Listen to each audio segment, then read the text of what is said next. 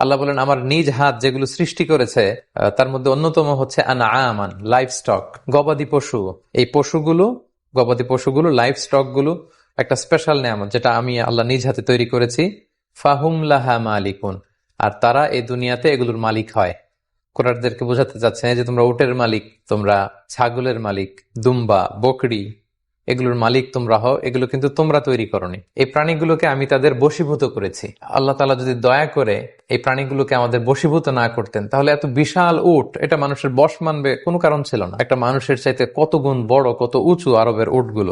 উটগুলো যদি তাদের শক্ত পা দিয়ে একটা লাথি মারে, এক একটা মানুষ 4-5 হাত দূরে ছিটকে পড়বে। কিন্তু আমরা দেখতে পাই যে আরব এলাকায় বেদুইন একটা ছোট্ট ছেলে একটা বিশাল উটের নাকে রশি বেঁধে হেঁটে বেড়াচ্ছে, মরুভূমির এক প্রান্ত থেকে অন্য প্রান্তে চলে যাচ্ছে, কারণ আল্লাহ তাআলা দয়া করে এই উটকে বশীভূত করেছেন।